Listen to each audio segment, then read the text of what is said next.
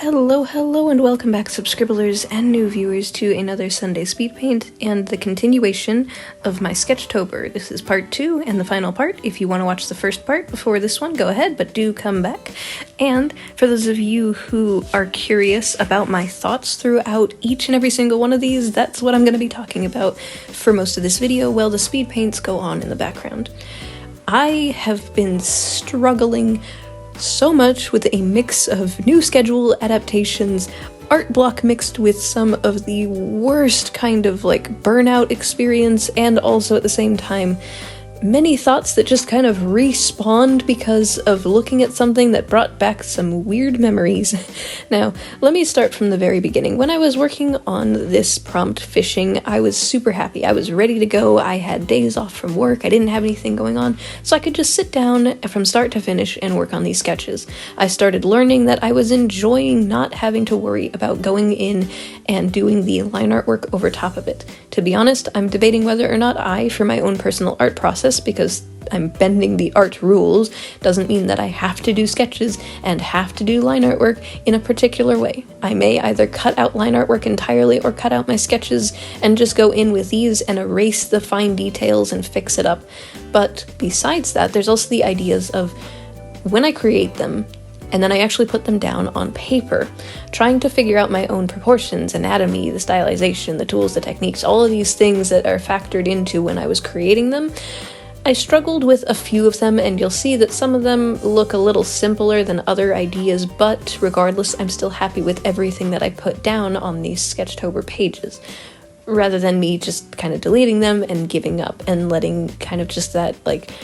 thought process of, oh, it's the easy route, no one's gonna notice if I just stop here, or no one's gonna care. I care, and that's why I chose to continue on all of these prompts from start to finish and didn't give up, because I'm tired of looking back at a lot of my own personal projects and seeing them just get abandoned. And one of the biggest things that I think back on is, would my younger self, looking at these videos, have something to take away from it? For me personally, the reason why I create these not only as an archive to see the art journey that I've personally undergone over the years, but also, if my younger self was to find these videos, are these the kinds of videos that I would actually sit down and watch and enjoy? And to this day, would I still watch my own videos? Which is actually something that I'm not sure a lot of people do, but I actually do from time to time. I sit down and I listen to my own voice on repeat because I don't want to hate my own voice. It's something that I've been super self-conscious about, that I've been working on for months now, with my friends helping me with voice confidence and just being myself instead of trying to put on something of hello guys, welcome to my channel, more of just a relaxed, me, casual kind of, I'm talking directly to you as if you are a good friend of mine, but not someone so closely that you know every waking hour of my schedule. As well as also just in general having fun getting to share these prompts and ideas that most of them are within my range of comfort zone and others are outside of my comfort zone, because when I look at a bunch of my old sketchbook tours that I've done, a lot of the stuff that I make, including my digital artwork, which is where my line artwork tends to struggle the most, is a flat, stagnant coloring book style, where there's nothing against coloring books. I liked them as a teenager. I used to use them to help me relax. But when creating artwork that I need to express a particular feeling, environment, or just my character in general feeling lively instead of stiff like one of those little mannequins, I want to be able to have that variety and diversity in my artwork. And as I was working on these particular prompts, some such days, such as day 16, Giant, I wanted to create a creature. Instead, I ended up creating the Void, standing over top of a gigantic mountain that tiny little me was standing on, because that's how I felt on that particular day. And I chose to go with that because sometimes they just have a feeling, and you gotta draw it. And that was something that I worked on throughout a good handful of these illustrations, was you have a particular feeling, the particular mood is just right, it's raining outside, you're listening to some 3 Days Grace edgy music that's super fitting for it, and it's just perfect. And I'm one of those people who's going to absolutely deep dive into self-indulgent artwork a lot more nowadays, rather than worrying about what others might think about my artwork, if anything at all. because at the end of the day, not only do I get to choose to post my artwork, but other people get to choose to click and watch on these videos, be it that you joined me on these videos for my artwork, or for my talking points that I share with you all. Either way, I'm grateful and happy to have you accompany me throughout these art journeys. And a lot of the stuff that I have been making, I hope that not only for myself to see these improvements when I look at my old artwork, but for all of you who are watching to be able to see these changes. And I try to share as much of my thought process throughout all of these, but sometimes my thought process and a lot of what's going on can be a little overwhelming, intimidating, and scary, because I actually, when I was working on these, had started to come up with some ideas for some of my characters that used to be a part of collaborations and whatnot, and I just completely pushed them out the window because I didn't want to worry about that right now. Those are going to be for future projects, future art things, and all that, where I want to be comfortable with my own artwork and characters and not regret working on them. Quick little mini story to throw in here for those who are interested is that I used to be a part of a very cursed app called Amino. I created tons of characters and stories, and it's actually some such stories that I've written down that I want to retell and share, and also create new reference sheets for these particular characters. Other such characters were with friends that I used to spend hours, if not months, and years of time with, where I created entire universes that I wanted to be able to share, and I was one of those people, if you're like me, who thrived on those interactivities throughout the day that just made your day. Sometimes it could be as simple as going to a coffee shop with your best friend on a regular, and then imagine just out of the blue, it's just gone like that. Everything that you used to do, everything that you shared, everything that you enjoyed, all of the things that you now hear and see on a regular basis are not the same anymore, and it takes a while for that to happen. It could be weeks or months later, and you're still looking back into, like, for example, that coffee shop window and remembering all the times that you got a nice iced coffee with them. All of the things that you used to be able to share with them, now you don't really have the opportunity to do so with. For me personally, this happened, and I tried to find a way around this, and I already was posting to social media. That was one of my ways of getting to share my artwork with others. But when you don't have a lot of people reciprocating things or giving feedback, or just in general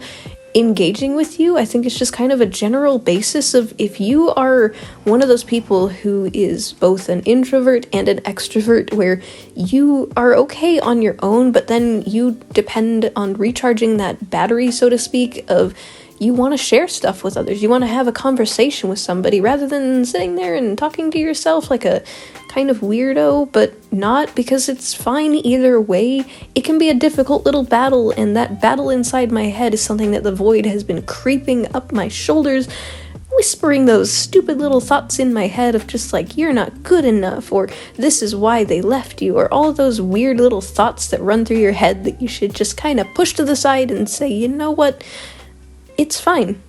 And I'm going to be okay. At the end of the day, I still have what I enjoy separately from that. It's kind of like that weird thing that I say, that when you separate the art versus the artist for some scenarios, sometimes you literally cannot. And you have to, at the end of the day, just move on from it entirely and pretend that either it doesn't exist because you're not directly a part of it anymore, or if you do, you just have to deal with it. It's really weird. It's like if you work at that particular coffee shop now, you currently have all of those memories flooded in, and you just have to deal with it and move on from it and all that kind of stuff. Not sure if this example makes any sense to anyone else who's been in these particular situations, but for me as an artist, when I am creating something and I'm listening to a song, or I'm drawing a particular character and it relates to someone or something that is no longer a part of my life, it just hits me sometimes in the feels, because I'm someone who cries if my favorite character in a video game or movie dies. And also, I'm one of those people who will absolutely hyperfixate and rewatch something a dozen times over to the point that I get sick of it, but then like a month later, I go back to it again, just because it's my comfort zone. If it's something that helps me to stay productive, I will do it. Another thing is also just with the ideas. One of the thoughts that was running through my head when working on a lot of these prompts was actually to not get so hyperfixated on the people that I was currently following. I think the word is curating a page of interest like Pinterest or Instagram or even YouTube for the people that you follow or subscribe to. A lot of those kinds of things affect me where I was so worried about why I was following certain people in the first place. Initially, a good chunk of it was because I was so excited to support them and see their videos, and every time I got a notification, but there was one instance, and I won't say which particular person it was because it's not really relevant anymore since it's in the past. I followed somebody for a long while that I was just so fascinated with their videos, and then one day I had the opportunity to do some fan artwork and I shared it and there was zero response. And I was like, okay, and then I saw a bunch of other people getting their stuff featured, so I thought, let me try again, and again, and again, and you can see where this happened. Getting to share something on repeat, tagging them, and wondering why to them you don't seem to exist can be an overload and scary, and it's something that I worry about for anyone in the future if my subscribers army grows. That's why I have my subscribers gallery, but I also know and understand that in the future I may not have the ability to see every single one of it or for you to know that I've seen it. For me, for all I know, they could have seen it, they just didn't respond to it. They didn't give a little notification, they didn't give a heart, they didn't give a comment, none of that, but they could have still seen it. But from my perspective, I didn't see it, and it was a discouragement on my end, thinking that, oh, they either hated it, didn't see it, didn't want to see it, all of that kind of stuff was running through my heads. And that is something that I personally, from the other side of things as an artist, when sharing all of these illustrations to people, if I share it to someone and there is just radio silence, it can be a bit discouraging. But at the end of the day, for me personally, I just say, okay, I've created it, I'm proud of it, and even if there is zero reciprocation from it, the fact that I made it and improved from my old illustrations is great. So that's why if there is somebody that I'm following that I do get that particular feeling of, I just had to say, okay, maybe I should dial it back and not focus so much on them. Here's where I consider personally a fine line of a hyperfixation becoming a problem, where